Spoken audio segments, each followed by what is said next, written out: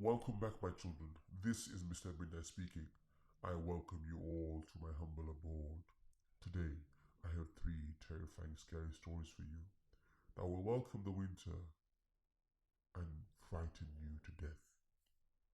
Let's begin, and always remember the darkness always follows. I will now leave you with my narrator, so enjoy. Beware of grunting noises in the winter. I'm old, 87 to be exact. I didn't know Reddit existed until last Tuesday when my orderly sat down at my bedside and started scrolling. To be honest, I don't like it when they do that. They say everybody does it nowadays, but I think one should look another person in the eye when they're having a conversation. Anyway, I learned how to use a laptop a few years ago. I don't have any relatives, and since one need to be online these days to do anything at all, I decided to learn how to use a computer and how to be online. And now I'm about to die. They say it's cancer, but it doesn't matter. I'm old and I'm dying. Simple. I'm almost ready for it too. It's just that I have a story to tell and no one to tell it to. So I'll write it here if that's alright. When I was a young boy, I lived with my parents home in the north, where my father worked at a sawmill, as his father did before him, and actually even his father before him. The winters were long, and if we got a lot of snow during the coldest months, we had trouble getting anywhere. One day, my grandmother, Elisa, died, and of course, it was during these cold months. We couldn't bury her at the cemetery since we couldn't get to the cemetery, and the ground frost made it impossible to bury her anywhere in the ground where we could get to. So we built a snow mausoleum and put her in it as a temporary solution. That was a mistake. I don't know what we should have done, but what we did was not right. In the night that followed, I woke up and the house was pitch black. Normally, we had some candles and a few paraffin lamps so that we weren't completely in the dark. But now it was pitch black. And not only that, it was also dead silent. Not one snore, not one squeaking bed. That's when I heard the grunting noises from outside. Grunting noises in the wilderness is normal. It can be anything from a badger to a moose or a bear, if you're unlucky. So I actually found the grunting noises comforting since I was inside. It meant that I wasn't dreaming or going insane. I was still in my parents' house in the woods, safe and sound. But what I should have known then, that I have realized later on, is that there is no animal that is in its rut during the winter, and both badgers and bears hibernate during these cold months. So it is very unusual to hear animal grunting noises in the winter. But I didn't think of that then, since I felt that the grunting was not unusual, but rather interesting. I went downstairs to have a look. There I found the rest of my family standing in the living room, looking out through the window. All of them dead, silent, and equally dead still. What is happening? I asked. Or rather, I tried to ask, but my father threw himself over me and gripped my entire jaw with his hands and covered my mouth. He looked me straight in the eye with a stare that meant absolute panic. I looked at my mother, that was still staring out the window, tears now running down her face. She did not make a sound. Everything was quiet. Even the grunting noises had stopped. My father, who saw that I understood the need to be quiet, let me go and raised himself up to look out the window. I did the same. It looked like a bear sitting in the spot where the mausoleum had stood. The building was completely ruined now, and in the midst of the remaining piles of snow it sat. But even though it was a clear night, it was hard to see any details because of the trees. One weird thing though was that it sat cross-legged. I could clearly see its knees poking out on both sides of it. It sat completely still, and it felt like it had its eyes fixed on us, like it was deciding what to do next. Then it got up and stood on its hind legs, and the moonlight hit its face. Everyone in the room held their breath. It looked like a bear, but it was smiling. I swear it was smiling. Not like an animal that you can see it happy. No, this was a real human like smile. It was looking straight at us now, and I could feel vomit creeping up in my throat. My mother had started crying silently, and my dad held his arms around her in a way that looked like he was equally trying to comfort her and equally trying to muffle the little sound she made. The bear stood there for what felt like maybe 15 minutes. It was probably more like 3. Then it walked away, still on its hind legs. The next day, my father and grandfather walked out to the burial site to see what was left of it.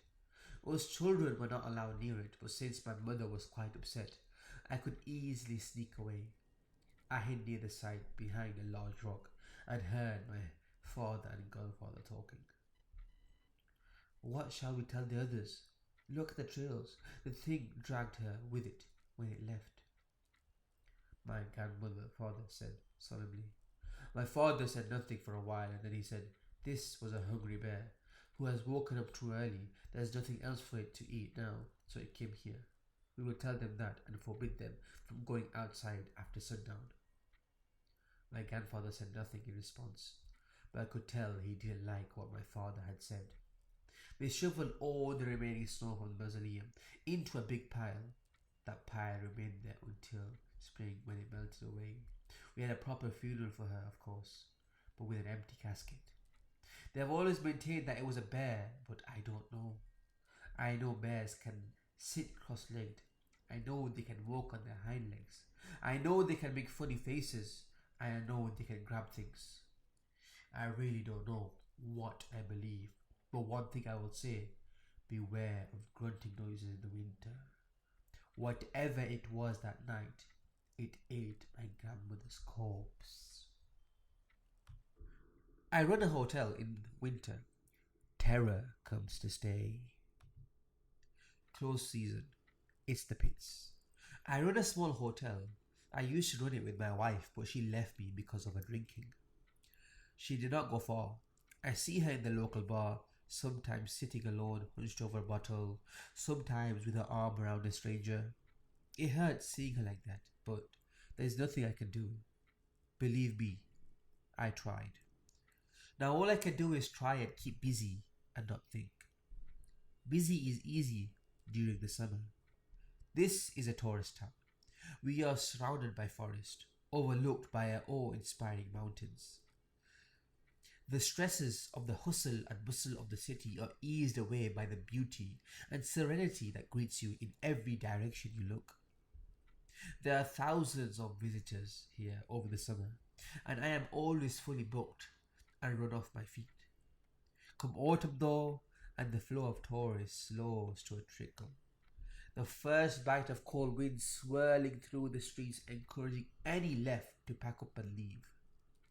Soon after, the snows come, and the road into town becomes impassable until next spring.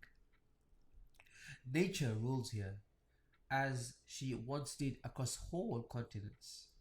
We cannot argue, just make sure we are stocked up on essential supplies. Our food and water and beer and gasoline for the generators.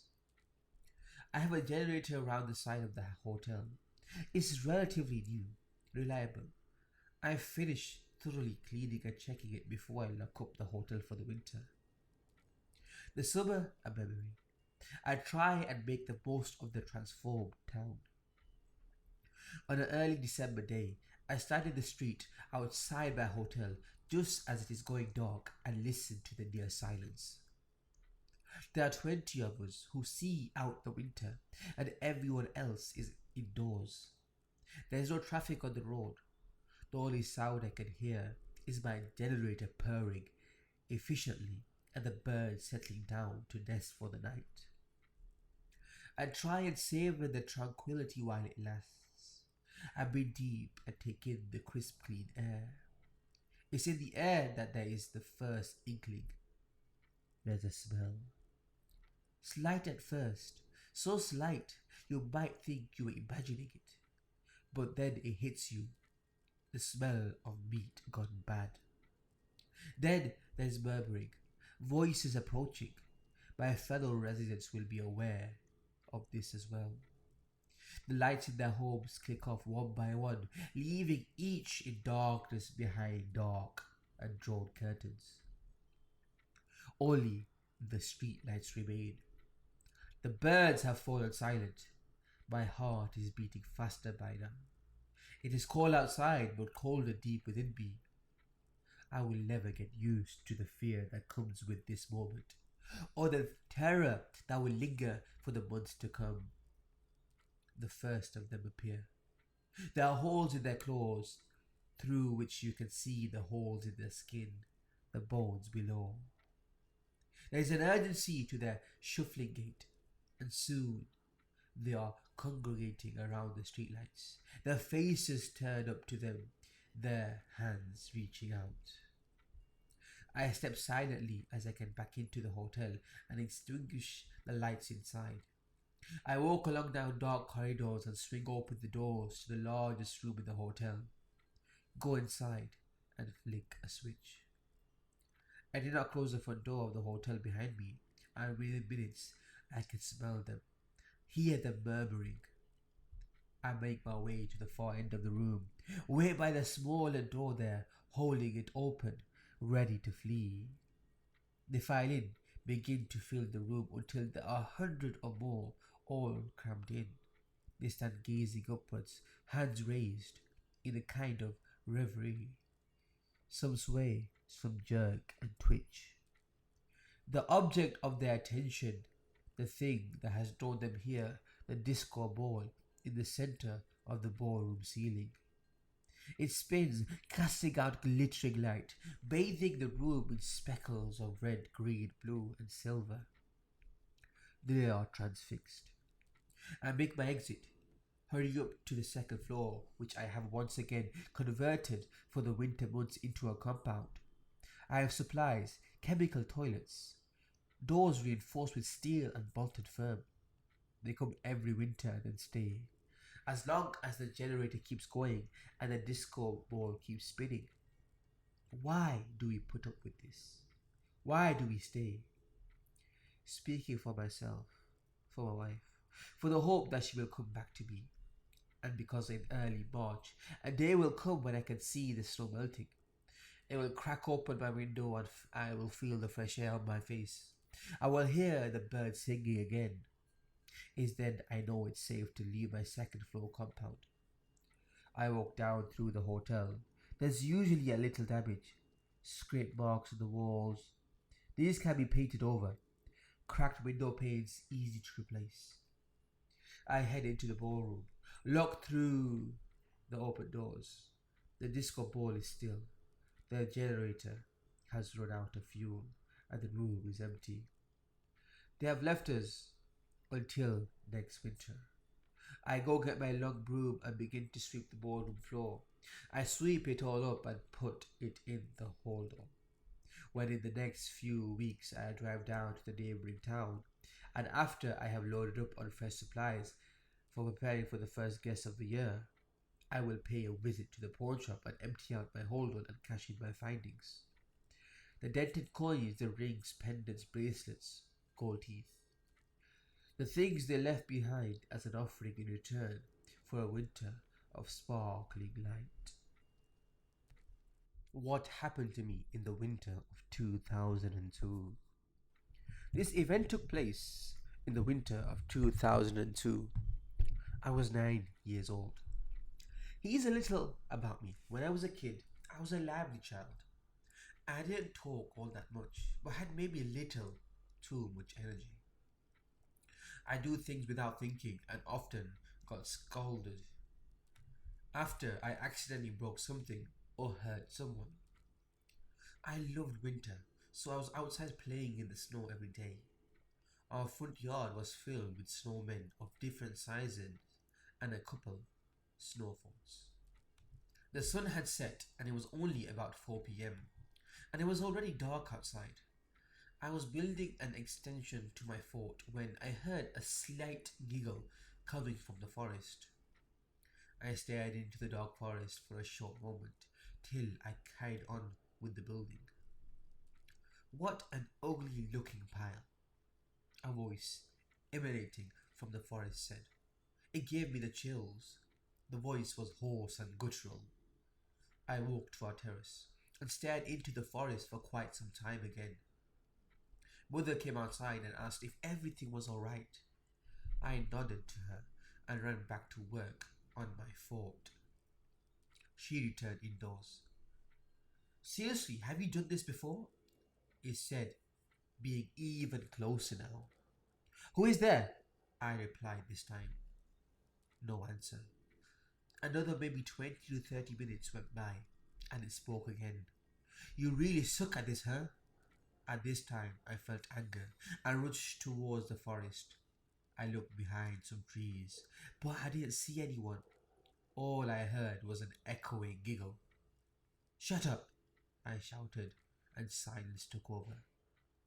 Don't go to the forest, or you'll get lost. My mother broke the silence. I turned back and went on with my fort. I had lost all the motivation to build it now. I sat down and leaned on the wall of the fort. The wall collapsed and rage took over me. I destroyed the whole fort. Sorry for earlier, it's just that it's winter and I'm quite hungry. This time the voice came real close behind the snow pile. Go eat then, I huffed, and it burst into giggling again. I took a dash to look behind the pile. What? I shouted, but no one was there. Silence fell upon the yard again. I punched down a couple snowmen and returned to the ruins of my fort. I started building it again, and in the middle of building, the voice was behind me. Dinner time! And immediately a cold, bony hand covered my eyes as it pinned me down. I felt a sharp stab on my stomach, which made me cry in pain.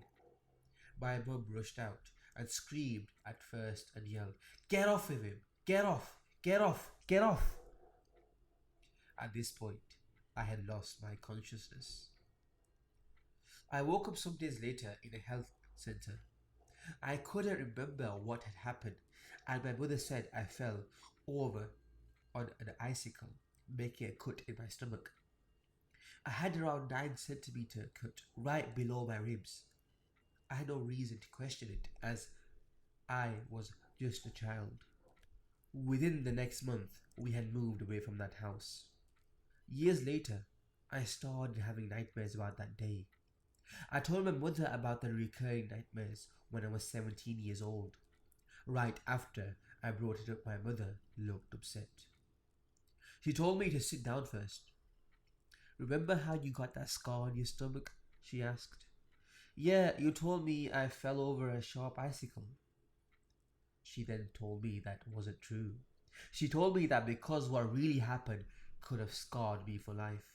She felt relief that I couldn't remember that day, and she wished I never had brought it up again. The sight was too shocking even for her. This is what she told me then. I see nightmares about that day too, occasionally, mostly about what could have happened if I had not heard you scream. I ran outside. I saw this skinny old human wearing nothing but leather clothing, and the stench was indescribably terrible. It was over your body, with its fingers tearing into your stomach. I screamed at the sight and grabbed the first thing I could and ran towards you. I hit it with a shovel many times, but it didn't seem to budge. Get off, I yelled, and yelled while crying. He's a good boy, stop hurting him. Then it turned its head at me. Its face looked so wrinkly, bony, and its white, thin hair overlapped the face. I took a final swing of the head, and it scurried off, full length. I called for help, and we took you to a health center. Why you stayed for over a week due to an infection over the wound. I could hear it in her voice that she was not lying. But I have hard time to believe all that. She also claimed that they found a small piece of rotten human skin inside my wound. It wasn't mine. I really don't want to believe it, as it thrives fear in my mind to even think about it. Maybe she really believes in what she remembers. Maybe my real memories of the day lay hidden in my subconsciousness, and the nightmare is just a fantasized version of them. But to this day, I want to believe it was just a freak animal attack that I was lucky enough to survive. Well, my children, I thank you all for listening. I hope these stories frighten you, especially the woods, the forest. When you're outside in the cold, whenever you see an animal or hear grunting noises, make sure you run the other way. I'll see you again very soon. So until then, love the darkness as it always follows.